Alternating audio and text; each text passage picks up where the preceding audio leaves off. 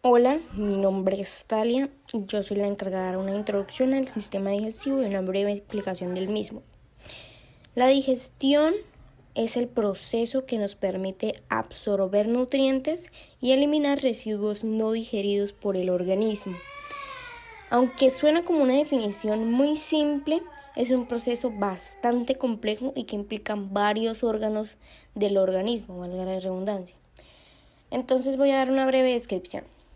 Cuando la digestión comienza, estamos involucrando los componentes de la cavidad bucal. Entonces, el alimento se introduce en la boca, se mezcla con la saliva mientras se está masticando. Las estructuras de la cavidad bucal van a trabajar en conjunto tratando de descomponer los alimentos. En esta descomposición lo que logran formar es un bolo o una pequeña masa. Entonces, la deglución, que es el proceso que realiza la boca, o que realiza la lengua, va a elevarse hacia el techo de la boca de la lengua y va a digerir el bolo hacia afuera de la cavidad bucal. En este momento el bolo pasa de la orofaringe a la faringe y posteriormente se dirige al esófago. En este momento se dan contracciones musculares involuntarias, llamadas ondas peristálticas, o lo que nosotros conocemos como peristaltismo. Eso va a hacer que el bolo descienda desde el esófago hacia el estómago. En el estómago, las ondas peristálticas continúan con una digestión mecánica de los alimentos. El alimento entonces se está digiriendo y se mezcla con enzimas y con ácidos secretados por el estómago, lo que van a formar el quimo. En el intestino delgado continúan enzimas con el proceso químico. Pues entre el estómago y el intestino ambos producen una absorción, pero la mayor cantidad de nutrientes son absorbidos por el intestino delgado, por las secciones del intestino delgado. Además de esto, las paredes del intestino delgado están recubiertas por estructuras especializadas para absorber nutrientes del quimo. Ya posteriormente, los nutrientes pasan al torrente sanguíneo y ya otra parte de la absorción de los nutrientes continúa en el intestino grueso.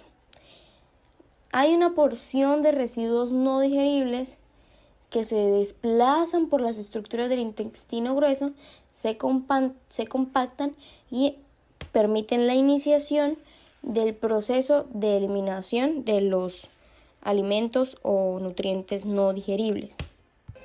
Dentro de este proceso podemos diferenciar, por decirlo así, diferentes secciones. Entonces, un canal digestivo superior, un canal digestivo inferior y órganos accesorios. En el canal digestivo superior podríamos incluir lo que es la cavidad oral, la faringe, el esófago y el estómago. En el canal inferior, el intestino delgado, el intestino grueso, el recto y el canal anal. Y como órganos accesorios tenemos el hígado, la vesícula biliar y el páncreas. Y ya dando como características del canal alimentario, podríamos definirlo como un tubo que se extiende desde la boca hacia el ano, para, hacerlo más simple. Entonces, cuando hablamos de este tubo, vamos a decir que tiene una longitud. La mayor parte de esa longitud se encuentra en el intestino delgado, que además de eso, dijimos que es el lugar donde se produce la mayor absorción de nutrientes. La pared del canal alimentario, histológicamente, podríamos decir que se divide en 4 capas: la mucosa, la submucosa, la muscular y la serosa.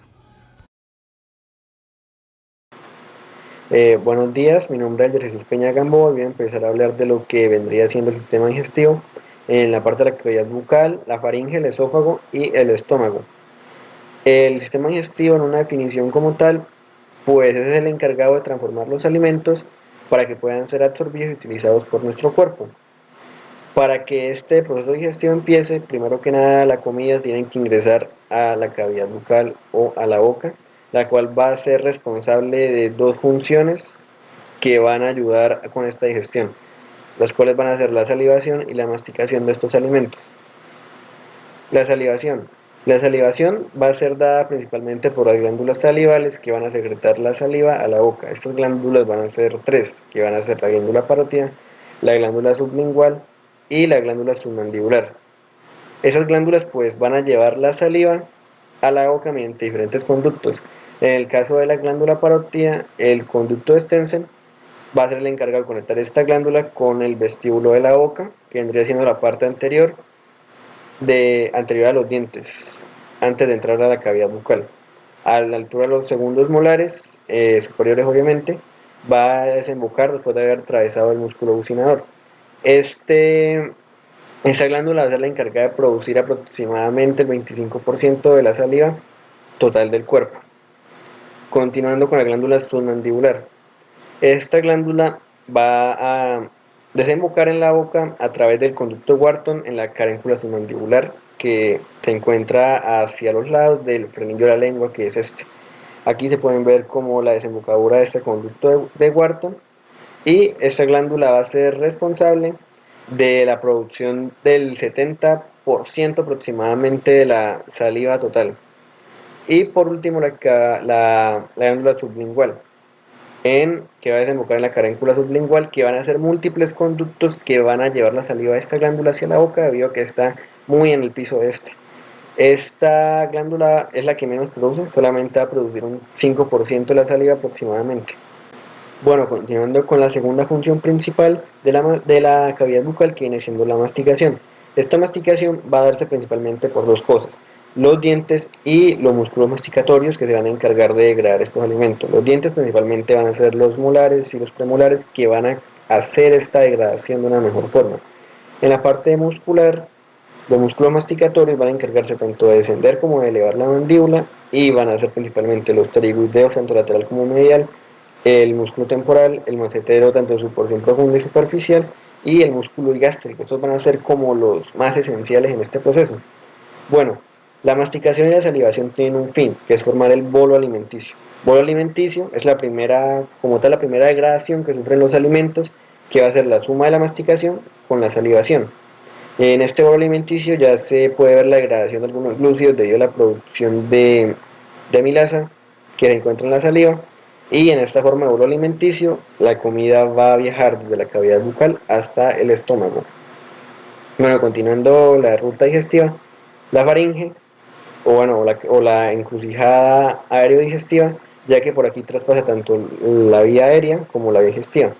En esta los alimentos van a llegar hasta acá, y en esta porción, cuando la faringe detecta la comida, la epiglotis va a encargar de cerrarse y hacer que los alimentos vayan directamente al esófago y no nos atragantemos como tal, y no se metan a la vía aérea. Bueno, aquí una imagen de Human Anatomy donde se puede explicar mejor. Está la epiglotis, son los tubérculos corniculados y cuneiformes, y este es el esófago. Cuando la comida viene, esta epiglotis se encarga de cerrar este conducto para evitar que la comida llegue a la tráquea y la comida pase al esófago de una buena forma. Bueno, continuando, la comida va a llegar al esófago a través del esfínter esofágico superior, conecta la faringe con el esófago. Este esfínter va a ser una parte del músculo constructor inferior de la faringe, que va a recibir el nombre del músculo cricofaringio, que va a abrir un poco el esófago con lo que vendría siendo el cartílago cricoides. En la parte inferior, cuando la comida llega hasta acá, va a encontrar con el esfínter esofágico inferior o gastroesofágico, que va a tener dos funciones. La primera, conectar el esófago con el estómago, y la segunda, evitar que lo que entra al estómago se devuelva, causando lo que es el reflujo gástrico. Este esófago pues va a ser un conducto muscular que, para poder realizar el transporte de la comida hasta el estómago, va a realizar algunos movimientos llamados movimientos peristálticos, que van a ser contracciones y relajaciones de este conducto para ir moviendo de una forma correcta la comida y el bolo alimenticio a lo que es el estómago. Bueno, la comida bajó, llegó atravesó el esfínter esofágico inferior y llegó al estómago. El estómago se va a dividir en 5 partes: el cardias, el fundus o fondo, el cuerpo, el antro y el píloro. El esófago de la comida atravesar el canal del cardias, y en el estómago va a darse la formación del quimo alimenticio, que va a ser la primera función del estómago, formar el quimo, que vendría siendo la mezcla del jugo gástrico que es producido por la mucosa del estómago y contiene altas enzimas, tanto pepsina como amilasa, que van a degradar esta comida. Bueno, tan pronto sea la degradación, a través del píloro, del esfínter pilórico, esto va a ir atravesándolo y llevándolo hasta el duodeno, donde continuaría en la parte de lo que vendría siendo el sistema digestivo más inferior y donde terminaría la parte más superior de este sistema digestivo. Muchas gracias. Hola, mi nombre es Jorge Andrés González y me corresponde explicar el sistema digestivo gastrointestinal, que abarca los temas de intestino delgado, intestino grueso, recto y canal anal. Para empezar con intestino delgado, hay que tener en cuenta que este se divide en tres porciones principales que son el duodeno, el yeyuno y el ilion.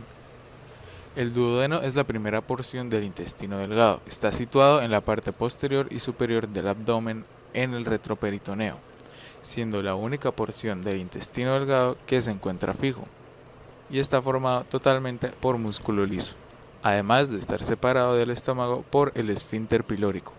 Comienza en el píloro a la altura del L1, límite proximal, abertura de la parte inferior del estómago por la que vacía su contenido en el intestino, y termina en la flexura duodenojejunal a la altura de L2, límite distal, que lo separa del yeyuno. Al contrario del yeyuno y el ilion, la función principal del duodeno es la digestión de los alimentos más que su absorción. Después de que los alimentos se combinan con el ácido gástrico, descienden al duodeno, donde se mezclan con la bilis proveniente de la vesícula biliar y los jugos digestivos del páncreas. Llegan al duodeno mediante las papilas duodenales mayor y menor, así como otras partes del intestino delgado. El duodeno transporta sus contenidos mediante las contracciones peristálticas coordinadas, en este caso dirigiéndose hacia el yeyuno. Histológicamente, el duodeno cuenta con 5 capas: la túnica serosa o peritoneal, la tela subserosa, la túnica muscular, la tela submucosa y la túnica mucosa. Continuamos con el yeyuno. Es la segunda porción del intestino delgado, que es continuación del duodeno y finaliza con el ilion. Su función principal es la absorción de sustancias del quimo alimenticio. Tanto el yeyuno como el ilion están sostenidos por la pared abdominal posterior gracias al mesenterio. Es más dilatado que el ilion y con muchas más vellosidades y una mucosa más gruesa. Al igual que otras porciones del intestino delgado, transporta el contenido alimenticio mediante contracciones peristálticas. Finalizando el intestino delgado, tenemos su última porción. Se trata del ilion. El pH de esta sección del intestino es un poco alcalino, y su función principal es la de absorber electrolitos, agua, vitaminas, ácidos grasos y sales biliares que no pudieron ser absorbidas en el duodeno o yeyuno. Las paredes de su luz tienen una gran cantidad de vellosidades, lo que permite tener una mayor área de absorción. Esta porción del intestino termina en el ciego, justo en la válvula iliocecal, que conectará con el intestino grueso.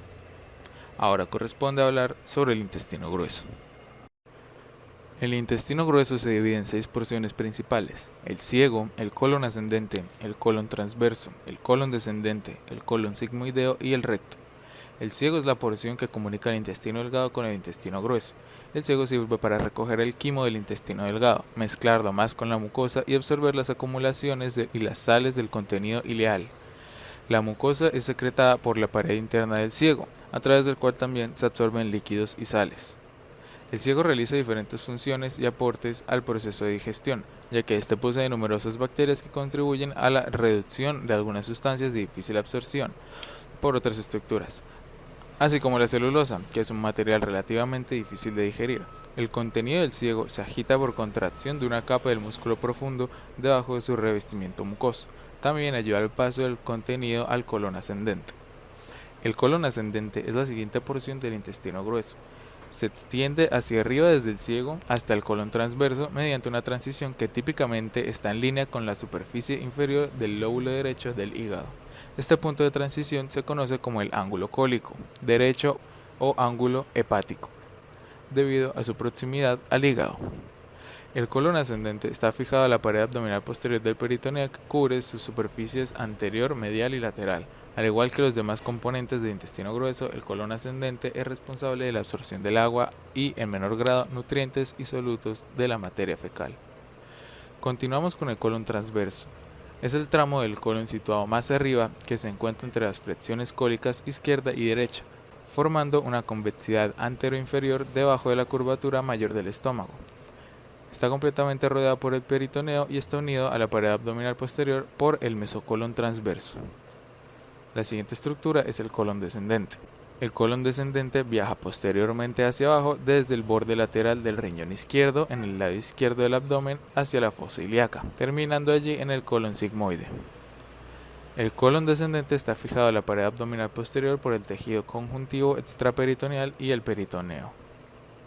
La penúltima porción del intestino grueso se trata del colon sigmoide, también conocido como colon pélvico. Desciende como una continuación del colon descendente y termina en el nivel de la tercera parte del sacro donde comienza el recto. La curva rectosigmoidea se establece mediante la curvatura posterior y hacia la derecha de la unión entre el colon sigmoideo y el recto. El colon sigmoide está rodeado principalmente por el peritoneo que también abarca a la vejiga y en las mujeres el útero. Y la última estructura que corresponde es el recto. Es la estructura que continúa al intestino grueso y termina en el canal anal donde la materia fecal es excretada. La porción superior del ciego, que es la más cercana al colon sigmoide, es la más dilatada. Se le conoce como ampolla rectal. En esta porción las heces fecales son almacenadas hasta que los receptores de estiramiento del sistema nervioso autónomo, situados en las paredes rectales, estimulan el descenso defecatorio. Si no se culmina la defecación, se inhibe el reflejo defecatorio y las heces siguen acumulándose, y continúa la absorción de agua por el recto, lo que provoca un endurecimiento de las heces y un estreñimiento. Una vez se estimula el deseo defecatorio, las heces son empujadas al canal anal para ser expulsadas. El canal anal es la porción corta terminal del recto. Tiene un extremo terminal en el que se encuentran dos esfínteres, uno involuntario llamado esfínter interanal y otro voluntario, que es el ano, controlado mediante músculos esfinterianos externos, con los que se da salida a la materia fecal. Buenos días a todos, mi nombre es Juan David Jaime Camillo y hoy les vengo a hablar sobre las glándulas anexas al sistema digestivo, las cuales podemos dividirlas en glándulas que secretan sus jugos hacia la cavidad oral, como lo son las glándulas salivales, y las glándulas que secretan su jugo hacia lo que viene a ser el duodeno. Bien, iniciemos con las que liberan su contenido a la cavidad oral. Iniciemos con la mayor de todas, la cual es la glándula parótida. La glándula parótida es una glándula bilateral que se encuentra debajo del conducto auditivo externo, detrás de la rama ascendente de la mandíbula y delante de las apófisis palatinas. Es una glándula exclusivamente serosa, pero que a lo largo de nuestra vida va a ser invadida cada vez más por tejido adiposo. Esta glándula va a secretar sus jugos mediante este pequeño canal de acá que se encuentra frente al segundo molar, que es el conducto de Stenner.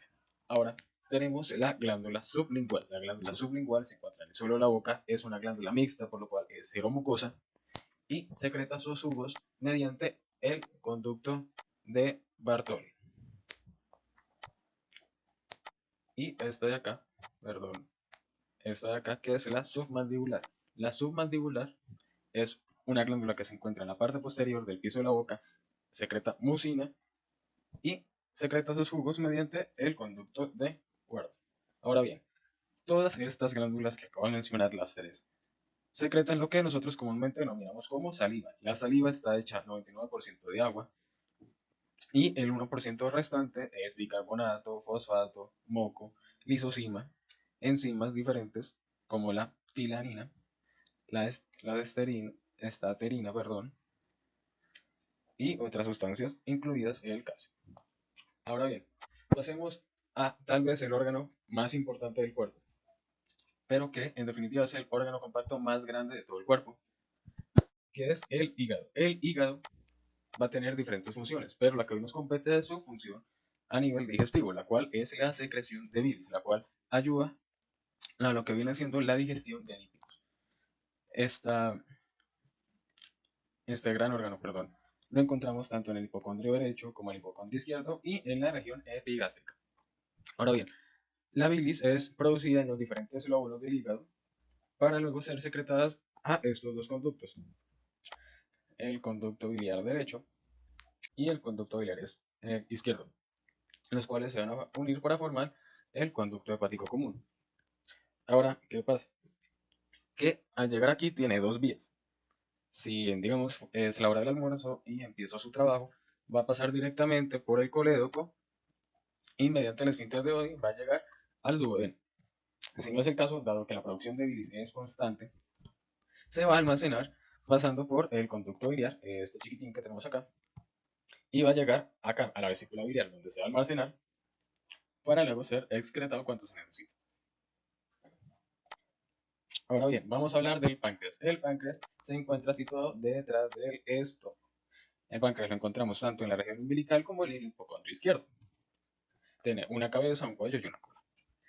Tiene tanto funciones endocrinas como exocrinas. Esta última es la que hoy nos compete, que es la liberación de jugos pancreáticos. Los jugos pancreáticos son jugos que tienen una cantidad enorme de enzimas, como la tripsina, la quimiotripsina, la elastasa, la carboxipeptidasa, la fosfolipasa, la lipasa, la amilasa, la colesterolasa, la ribonucleasa y la desoxirribonucleasa. Todas esas enzimas van a ser liberadas al duodeno mediante este arbolito que tenemos acá, que es el conducto pancreático principal, perdón, el enredo, que se va a unir, como vamos a ver acá, al colédoco. Ahí va a entrar, ambos se van a unir y mediante el esfínter de Oddi van a entrar al duodeno. Ahora bien, ¿qué pasa? Todo lo que viene a ser bilis y lo que viene a ser jugo pancreático va a actuar en el intestino delgado, degradando paulatinamente los diversos alimentos para luego ser absorbidos en el intestino delgado y de allí pasar a sus respectivos metabolismos luego de haber pasado obviamente por la circulación. Muchas gracias a todos y hasta luego.